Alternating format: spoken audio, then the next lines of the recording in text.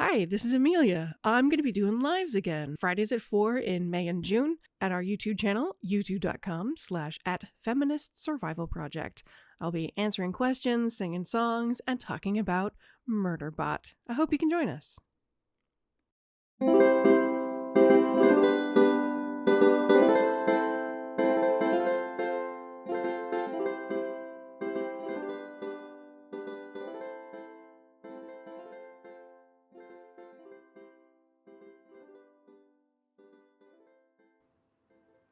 This is our second episode about food, and we have a prerequisite. Welcome back to the Feminist Survival Project, Zombie Apocalypse Edition. You are not allowed to listen to this episode until you've listened to the previous episode, the one that we're calling, But What If You're Beautiful, actually? Yeah. Because you cannot learn about nutrition stuff in gestures broadly before In the context. you accept that your body, precisely as it is in this second when you are listening, deserves care, pleasure, and to be nourished. Yeah. And more specifically, that weight loss behaviors are more dangerous than fat. Yep. Having fat on your body. So we did that whole episode to separate making healthy food choices from making weight loss food choices, because weight loss food choices are not healthy. Are definitionally unhealthy. Yeah. Unhealthful. Your weight may change when you make different food choices, but Your weight may change, period. Yeah. yeah, but that is not an indicator of health. Yes. And it took us that whole episode Yeah. even to begin to explain all of the justifications we have for why that's true. So if you're like, no, nutrition and weight loss go hand in hand, you are not allowed to listen to this episode until you at least try the idea that you're fine already. Yeah. That it's better to eat what is nourishing to you today on so many levels. Okay, Amelia has a list. Go. First of all, spoiler alert, I think the conclusion of what we're trying to say is that one of the only things you can say that's universally true, good nutrition advice for everyone across the board, is food that is less processed will, in general, be better. I would not use the word better. I would say Healthier. have more nutrients. Nope. Has more nutrients. Because what is health? Health is multidimensional. It is Okay. not just about physical health. It's also about emotional health, spiritual health, cultural connection, Okay. familial relationships. If eating your grandmother's cookies feels nourishing to you Yeah. because it's a connection to this person who made them, that's not an unhealthy food choice. Like, don't worry about whether or not it's quote unquote healthy. It is good for you because it's about the love. Love is the most important macronutrient. And even if it's not your grandmother's homemade cookies, if it's Hydrox. butterscotch tasty cakes. Oh, God, butterscotch tasty cakes. Which, by the way, they taste gross. I have had them in adulthood for the nostalgias. And I was like, this is not delicious. But eating it peanut butter reminded candy me, cakes. My thing is peanut butter candy cakes. Yeah. They're called candy cakes, but our grandmother called them dandy cakes. Tandy cakes. Yes, she did. Anyway, but in general, if you are making nutritional choices, food choices for your health, less processed. Very broadly speaking, your first question is, did it grow that way? What did it look like when it was alive is the question you ask. So like, a whole chicken that you're going to broil. What did it look like when it was alive? Pretty much just like that. Yeah.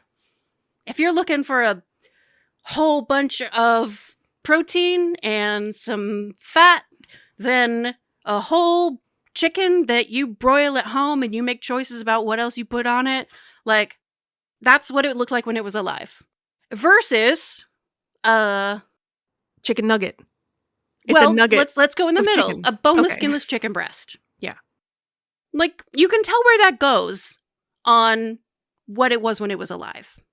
Versus a chicken nugget, which, like, there isn't a nugget on a chicken, but, like, all they did was scrape tissue off of the carcass and blend it up together so that it had an extremely smooth texture, and then they batter fried it. They didn't just scrape the flesh and then grind it up. They added a bunch of stuff. They added some things. They added some starches, and they added some Modified binders, starches to, and like, they hold added it all together. some preservatives. They put in some glue. They put in some...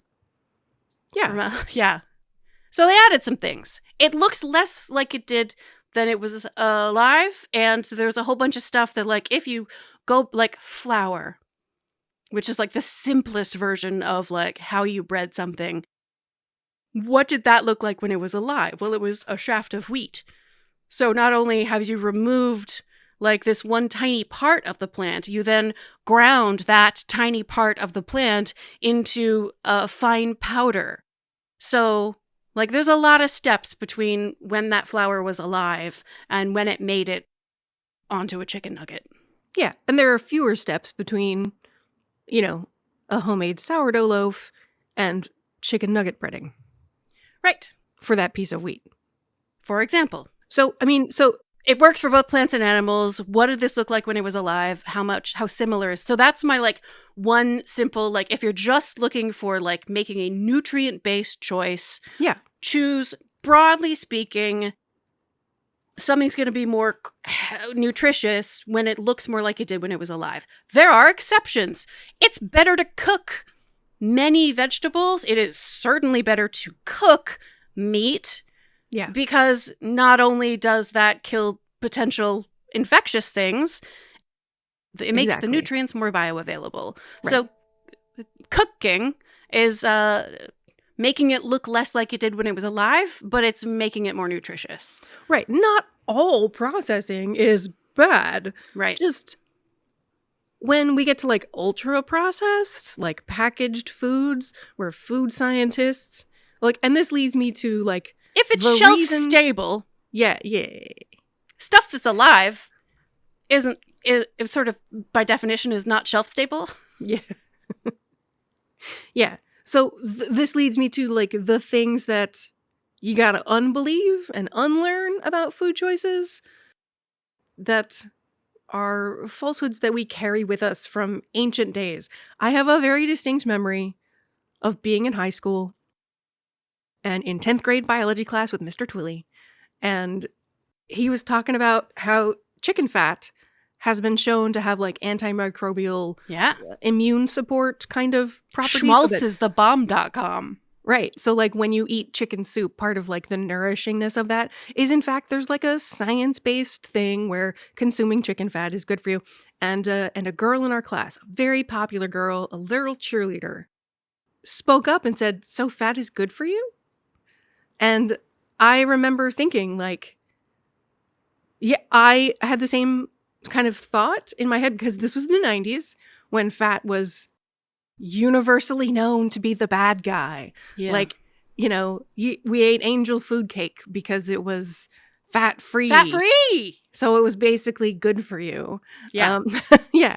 Like, our diabetic grandmother's nutritional guidelines from a hospital nutritionist was, like, eat jelly. Right. Jello. Yeah. Candy is fat-free. Jelly beans, fat-free. It's fat-free, so it must be good for you. Yeah. Choosing industrial fats instead of animal fats because absolutely. Those were, like, the better. Fats. Yeah, because they're not saturated fats. Yeah. Oh, boy. They didn't know about trans fats, like, yet. The world of, like, nutrition has flipped literally upside down since the, like, Gen X were kids. Yeah. When we were taught that fat is and the of course, since demon. Then, we have learned that, like, not only is chicken fat good for this very, like, one specific, like, when you're sick, eat chicken soup reason, but also, like, turns out fat that comes from an animal, like, in its form of coming directly from an animal, as opposed to being, like, hydrogenated, like, in a factory. in a factory. Like, there are other things that are, and also like the balance of fat to carbohydrates to Oh boy. protein in your diet, like that ideal has shifted. Anyway, I remember this like ancient moment from history Of being confronted with like fat is good for you, actually, when like it was not a question of like fat is good for you. It's a matter of like there's something about fat that's not pure evil. Yeah. Yeah. Yep. And again, like the fat question is moderately easy to assess for your own nutritional needs when you ask yourself, how far back do I have to go before I figure out what this looked like when it was alive? Yeah. If it is marbling in animal meat that is of interest to you to eat, okay. Versus hydrogenated fats from a factory that were once upon a time corn. We are right now talking about eating animal parts sort of neutrally, and we are going to talk about kind of questions of ethics and food in a later episode. Today we're not talking about it's just nutrition. We're just It's talking just about nutrition. like getting, like feeding your body. Yeah. At the simplest level of putting like what does your body actually need as nourishment? Right. And the simplest way to think about it is like, the deal is humanity evolved all over the surface of the earth. Yeah. In every climate that you can imagine where life can survive, humans evolved in those places. We evolved in places where we had almost no access to animal products and ate almost exclusively plants. We evolved in places where there was almost no access to plants and almost exclusively access to animal products. Yeah. Human beings are trash compactors. We're goats. Yeah. We can survive on anything. The simplest way to think about it is just like, what did this look like when it was alive? Yeah. Because things that were alive comparatively recently are more like the kinds of things our bodies are adapted to be able to process. And our bodies will process anything we put in them. Our bodies will process a McDonald's bun. They will. They're frickin' miracles, right? Yeah. Thank you, body, for processing that for me. And when it comes to, and like many of us have profound nostalgic memories of McDonald's. Yeah. Like, we grew up poor. And McDonald's was a treat. Below the poverty line. Yeah. Receiving government aid poor. Government cheese poor. Holding back food poor. Yeah. For us to go to McDonald's as little kids was Luxury. a special treat. Yeah. So I have like emotional, nostalgic feelings about the flavor and especially the smell of McDonald's. I don't anymore because it does not taste good. Good for you. Oh, that I'm not there yet. That is not an experience that I share with you. I gotta say, sometimes I've got a craving. Yeah. It's like, I can't say I'm 100% out, but like, it's not a default feeling for me anymore. Yeah. And again, this is about like the emotional experience. It is not about my cognitive understanding of the ethics at all. Or nutrition. Right. It's just like, but there are multiple dimensions to being nourished. We talk a lot. The point of this whole thing is stronger than the fire. We want you to be nourishing your body in a way that makes you stronger. And when we talk about polyvagal theory and being in a ventral state, loving the food you eat, experiencing emotions of connection and safety and love and joy and playfulness, that is a state in which your body is going to be most able to absorb the nutrients that you give it. And if the food you are eating helps you transition out of a stress state or a shutdown state into a sense of connection and peace and joy in your body, that's a nourishing food. Yeah. Does that make sense? Yeah, there is a childhood thing that still tastes good to me. Nutty Like there, bars.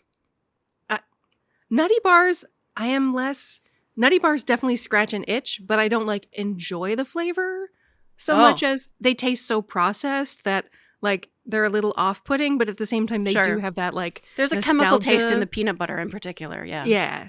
The one thing that really tastes like this is a luxury from childhood that makes my nostalgia go and my taste buds enjoy it. It's the Pepsi with real sugar, Pepsi from before corn syrup. Oh, yeah.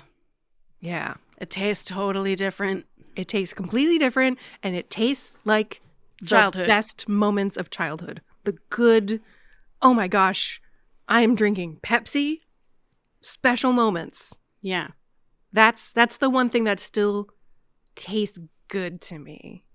That is, well, no, there's also one thing which is like a deli meat sandwich on white bread.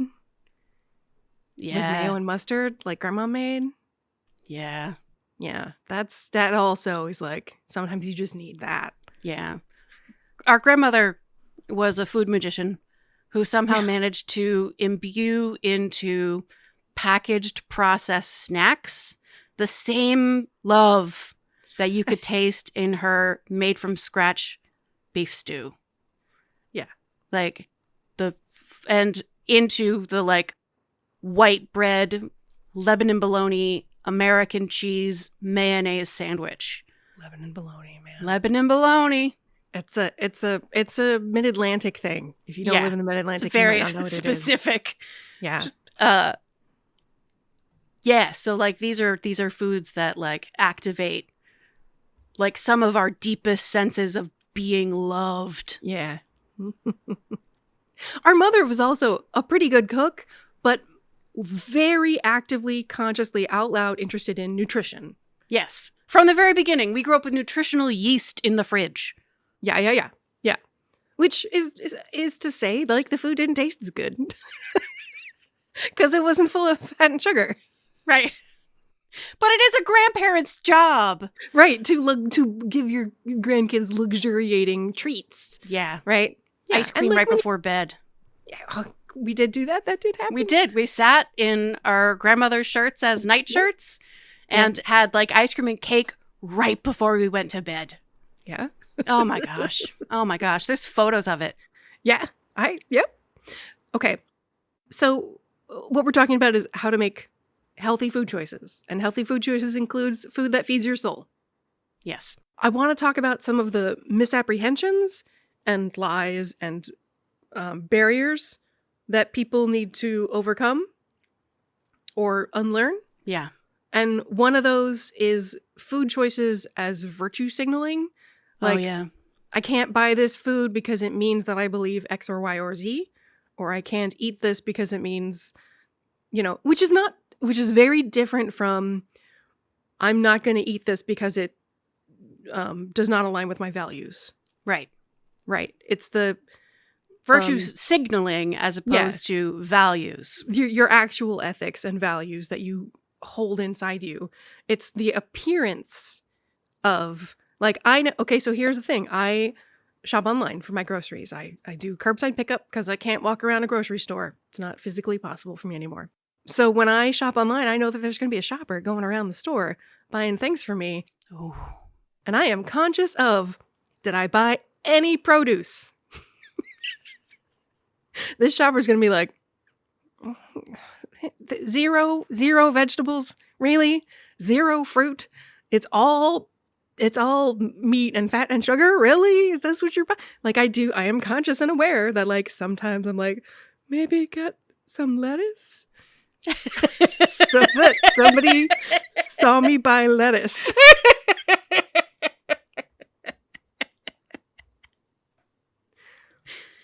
Yeah, virtue signaling food choices.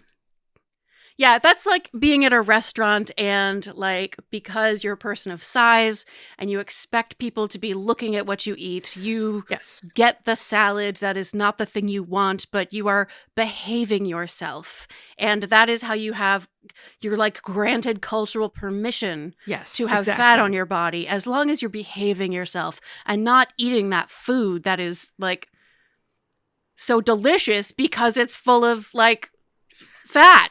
Yeah, flavorful. Flavorful, delicious flavors. Yeah. Not to say salads cannot be flavorful, delicious flavors. They absolutely can be. Yeah.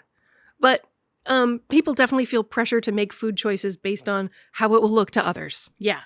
And validly so, because people Do judge. judge our food choices. Can you talk about your experience of eating at a table of men?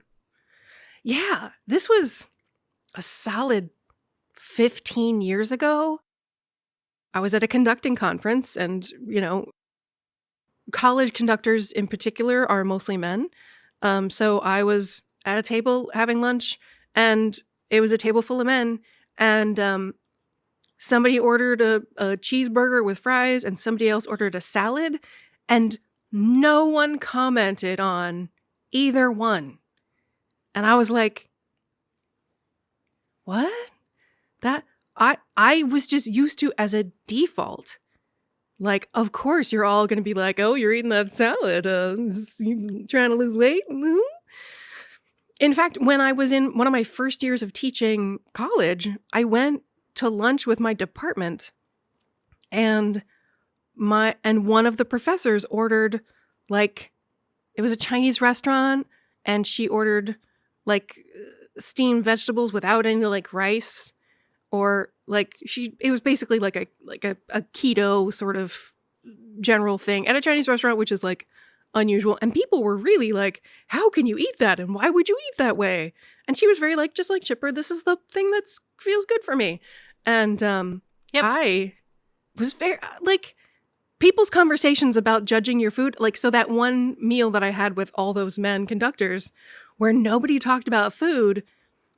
And at the moment, I was like, I guess this is what it's like to eat with men. But then at that department lunch, it was all men who were making these comments to this woman, and So one there of were few women at the table. at least some women at the table, and men feel permission to judge women's food in a way they don't feel permission Yeah. to judge other men's food, and only when there is more than one woman.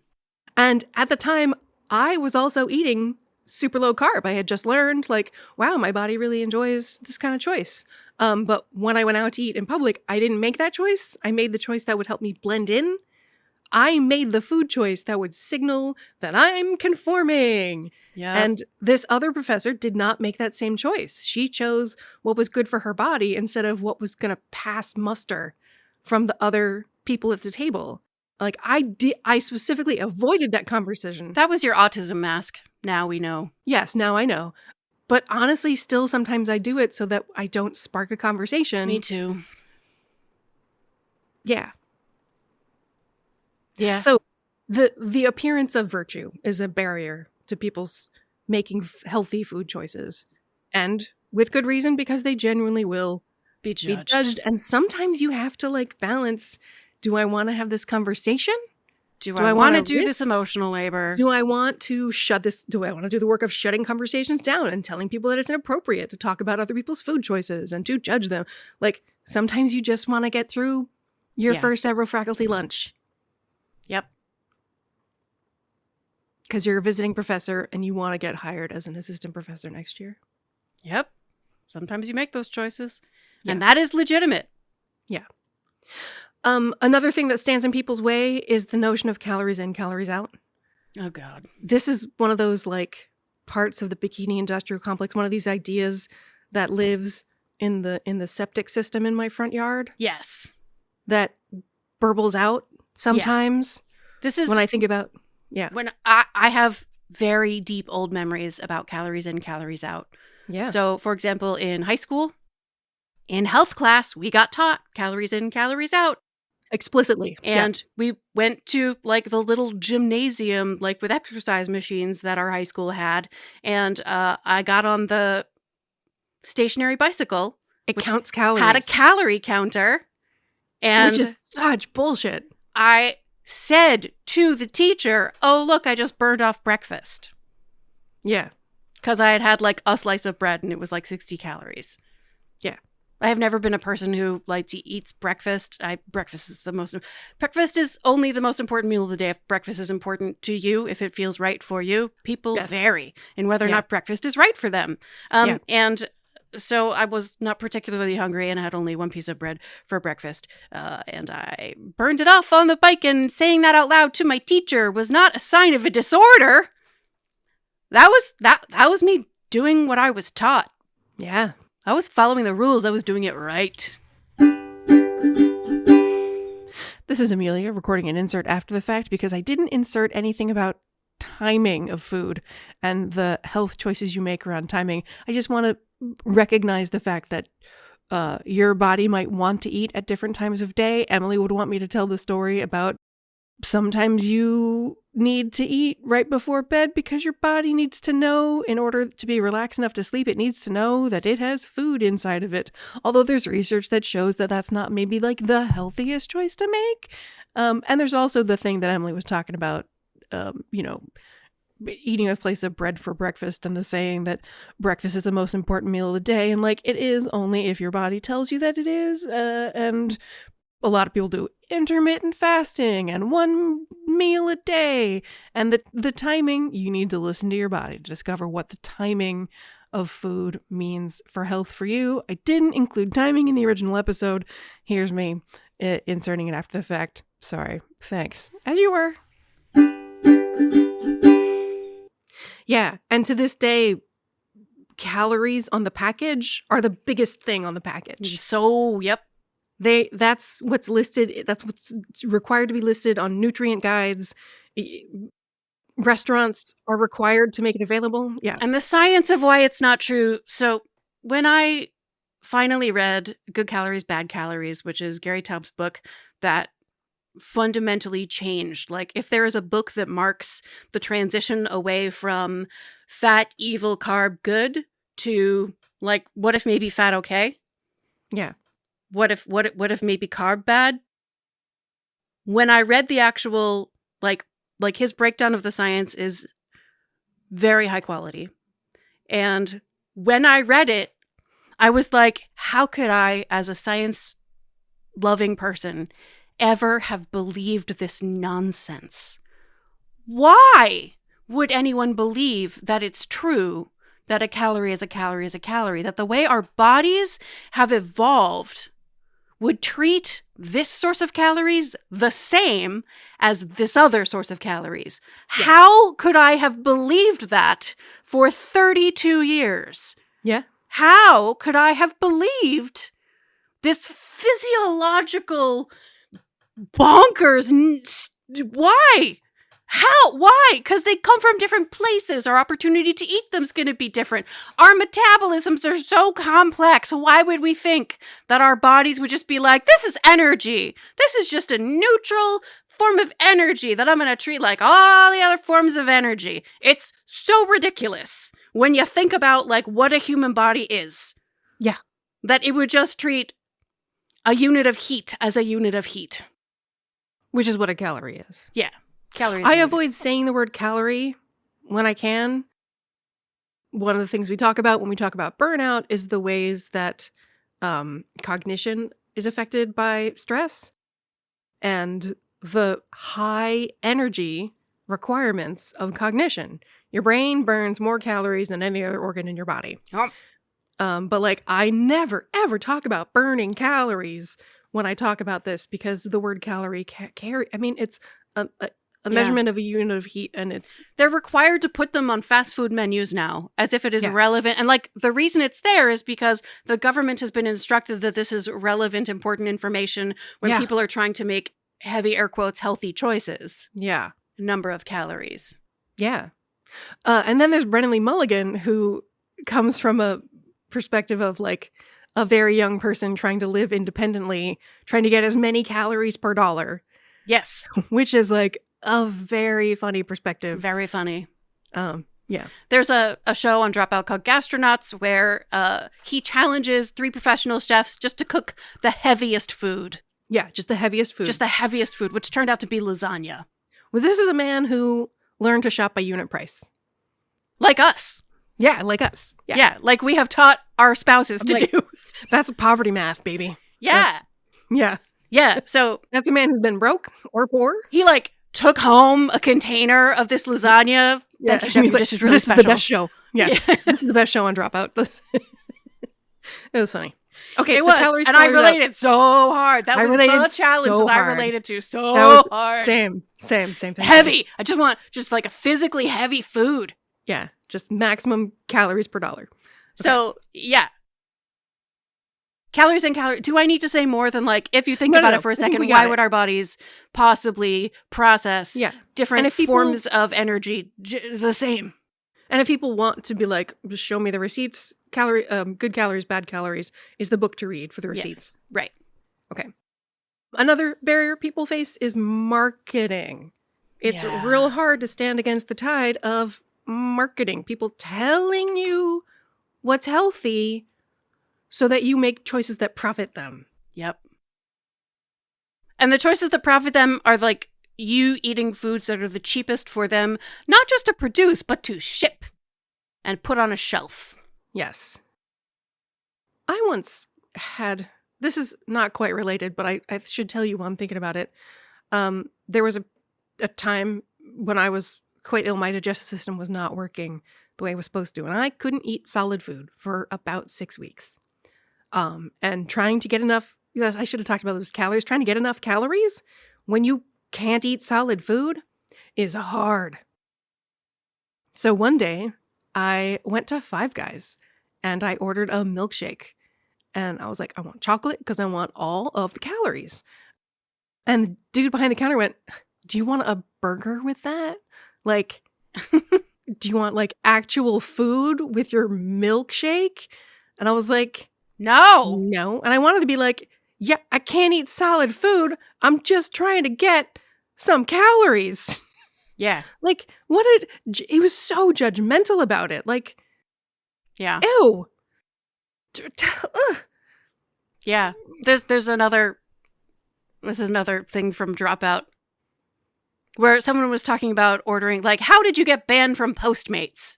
Mm-hmm. Well, I wanted a milkshake. I just wanted a milkshake, but I thought you can't just get a Postmates delivery of just a milkshake. So I ordered fries too. And when the order showed up, it was just the fries. When all I had wanted was the milkshake. And like, I had been ordering Postmates a lot that month and there had been a number of mistakes. And so when I tried to get a refund, they were like, this can't possibly be true. And I was like, you know what? Just refund me for the milkshake and ban me.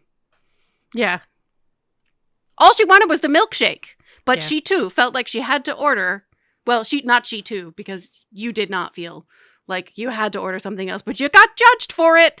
The reason she felt like she had to order something in addition to the milkshake is because of that judgment that she knew damn well someone is probably going to experience somewhere along the line of processing that order.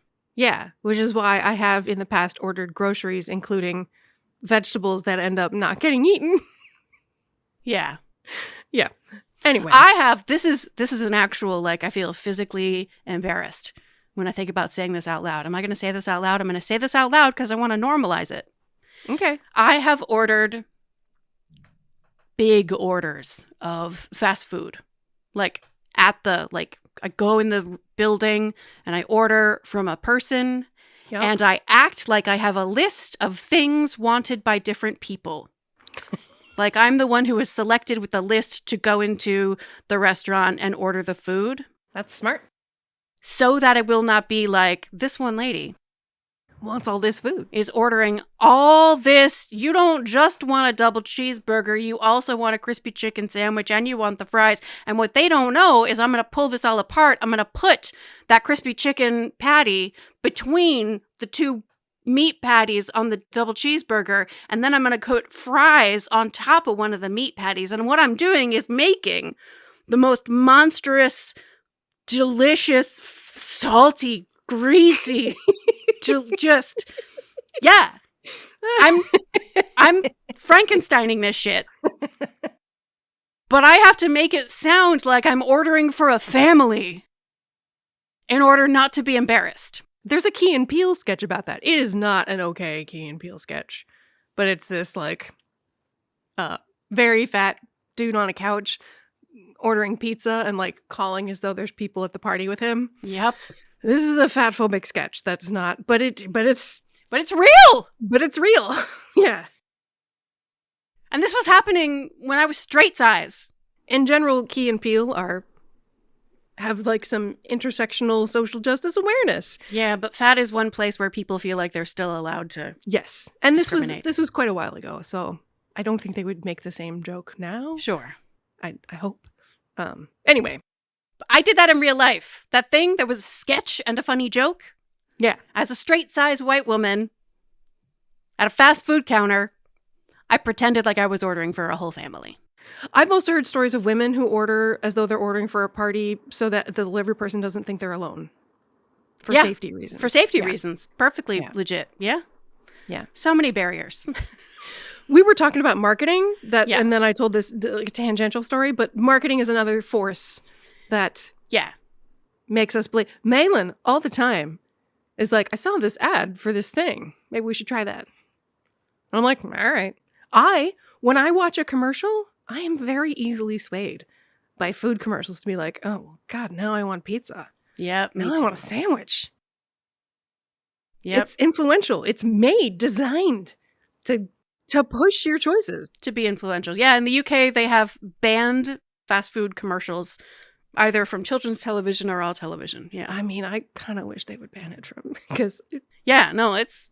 When I'm watching a streamer and the conversation in the chat turns toward like, oh, I'm eating dinner, I'm having chicken nuggets. Like, now I'm like, oh, God, now I want chicken nuggets. I want chicken nuggets just because I heard the words. Like, that's real. And yep. Struggling to avoid. You once, I think Rich had a pair of pajama pants with like hot dogs on them, and he didn't want them anymore because they were a trigger for him to make him want hot dogs. Do I remember that correctly? I don't know that story.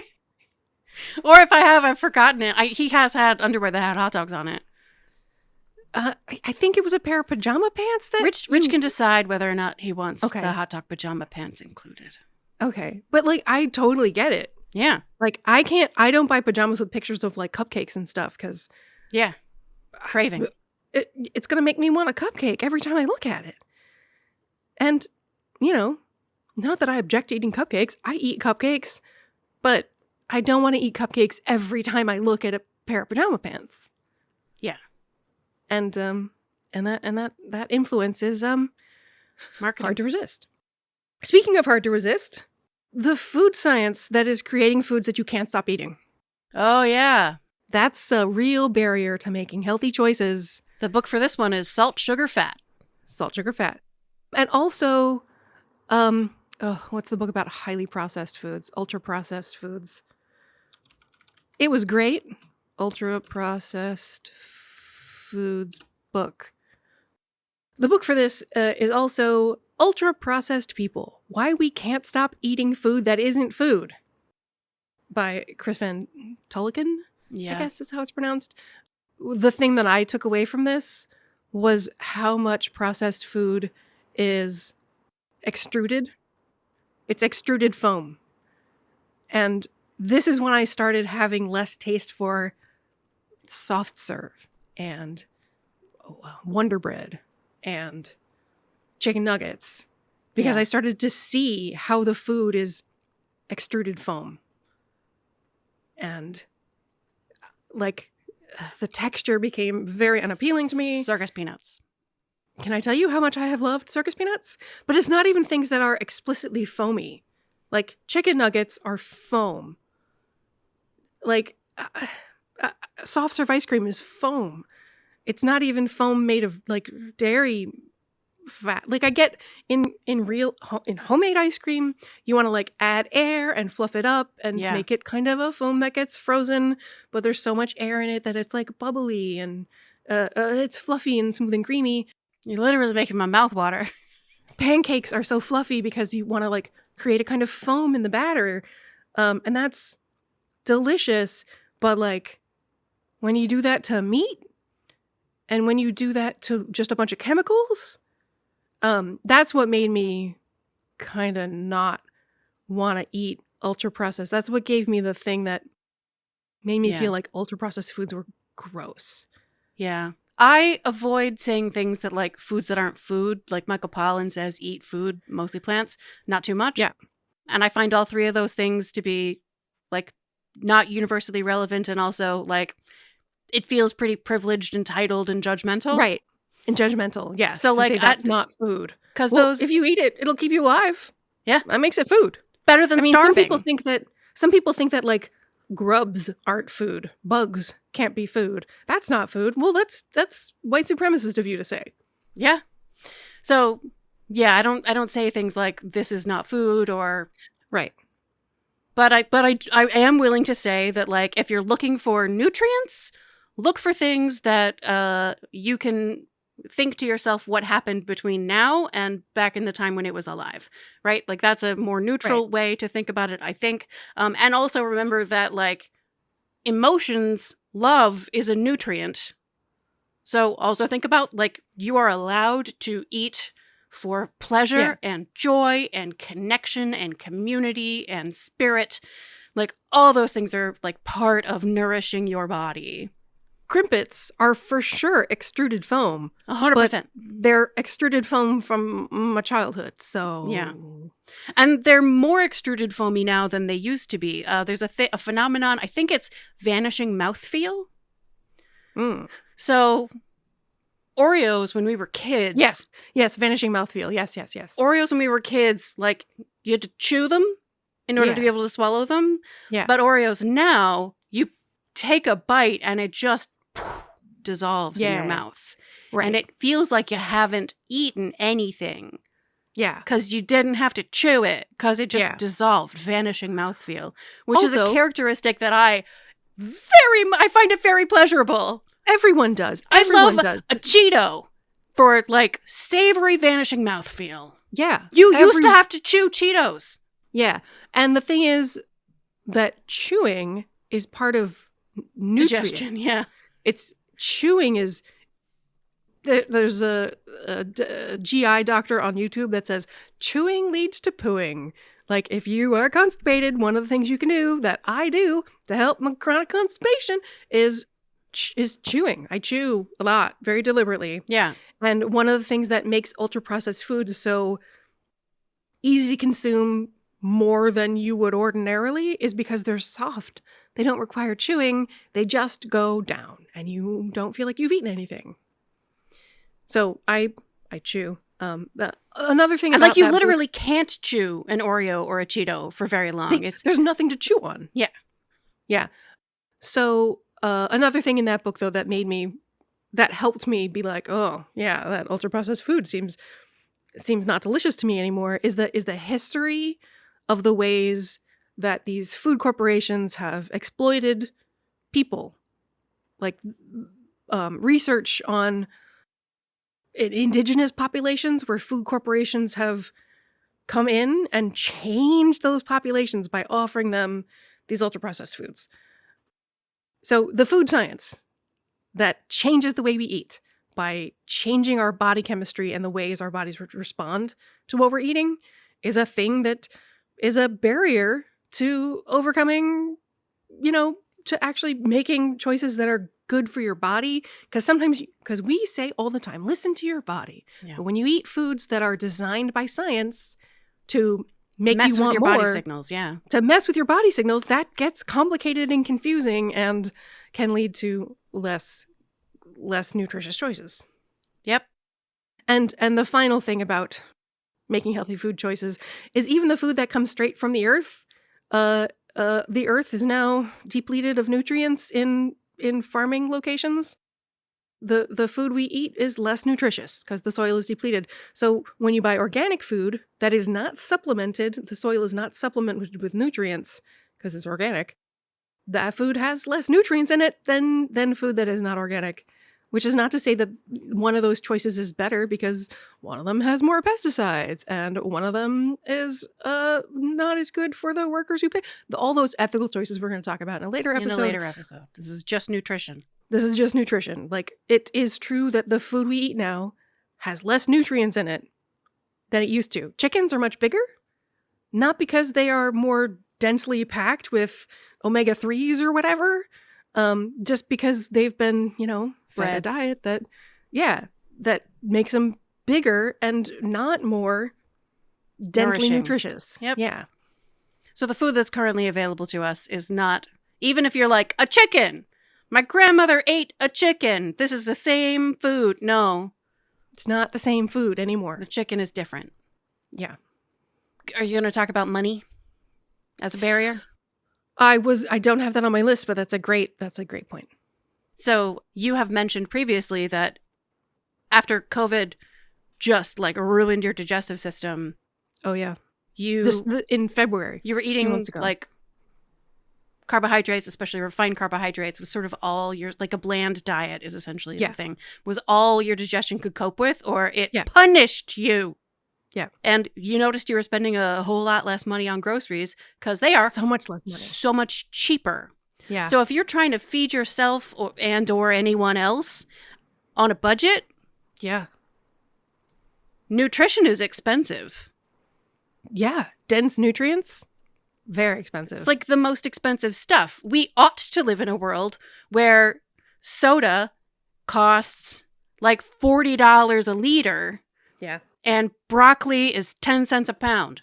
Always. Like, and that's not the world we live in, through a combination of like agricultural subsidies and the nature of food science and shelf stability, and the fact that our packaged food originates in like meals ready to eat for the military in World War II. For all sorts of reasons, the cheapest food is the food that offers the least in terms of straightforward nutrients. Macrocalories, macronutrients, and micronutrients.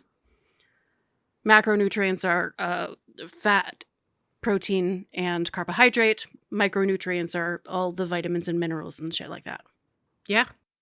So, budgeting. When I was a grad student, you get like a little packet that's got dry pasta and a powder that when you boil it all, it turns into a sauce.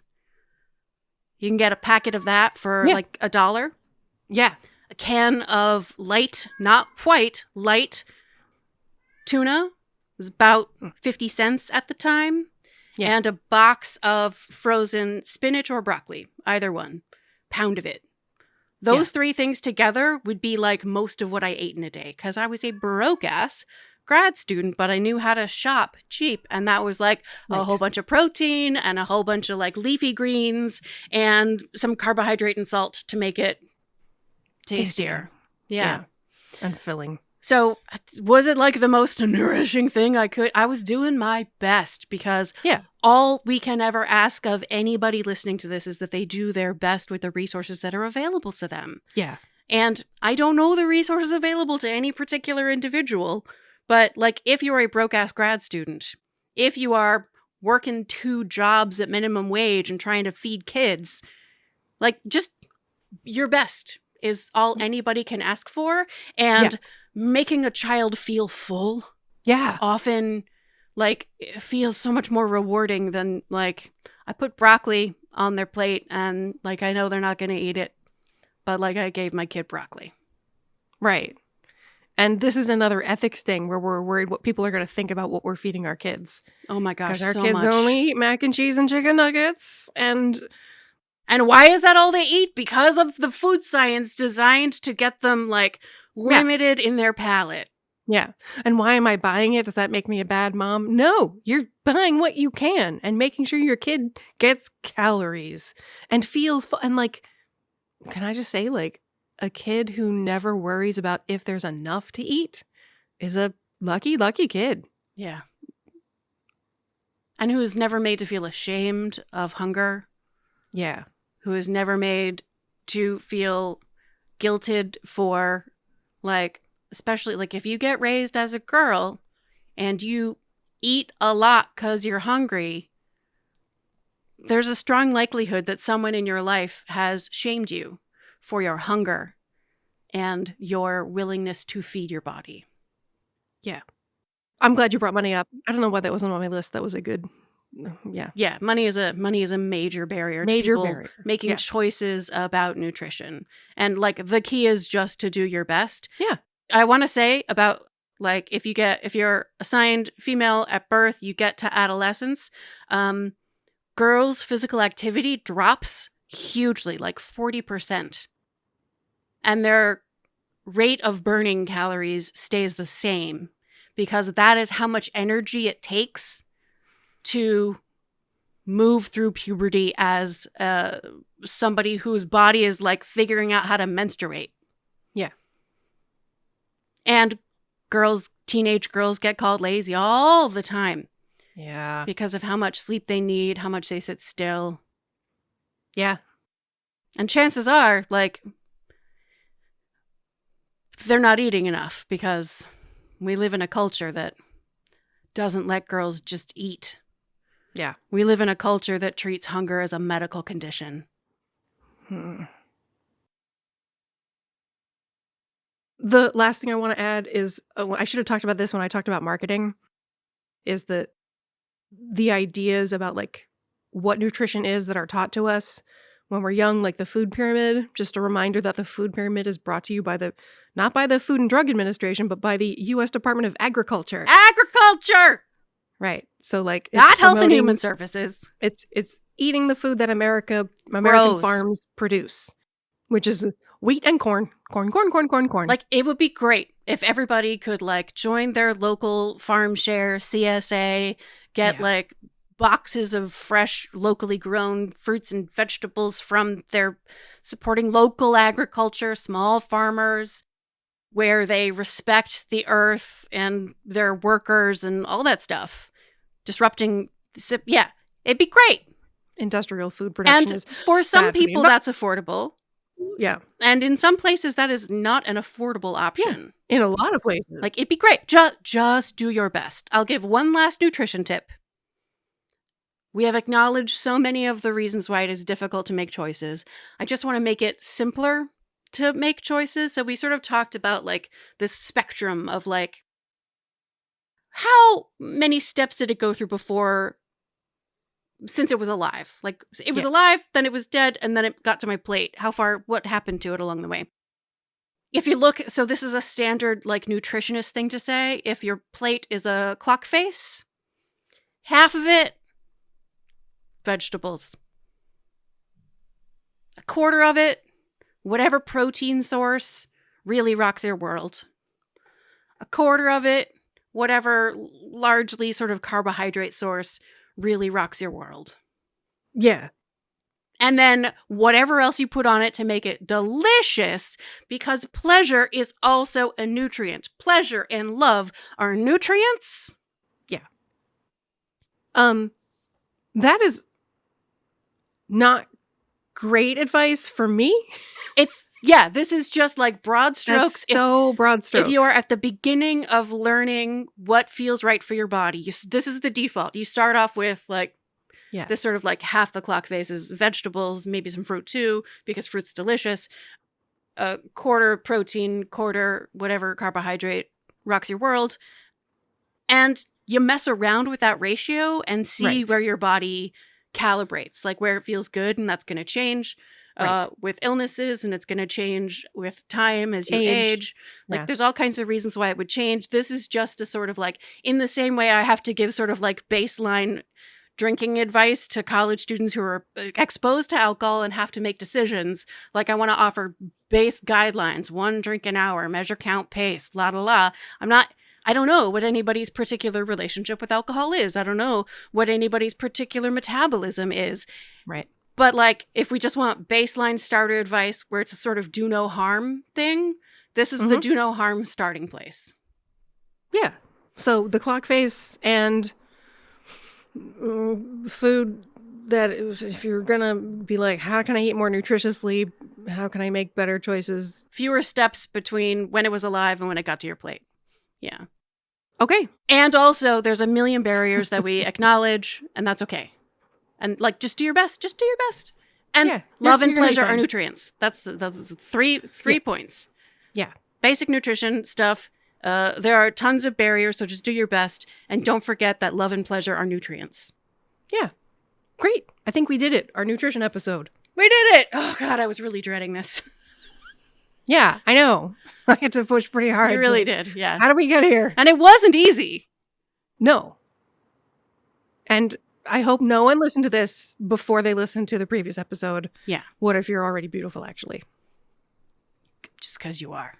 Because you are, and you don't need to make food choices based on And you deserve to be your nourished. appearance. And you deserve pleasure. And you deserve love. That's it for this week. We're done. We're not adding any more things. Cue the ukulele. Cue the ukulele. Cue the ukulele. First try. That's right. I did that right the first time. Okay.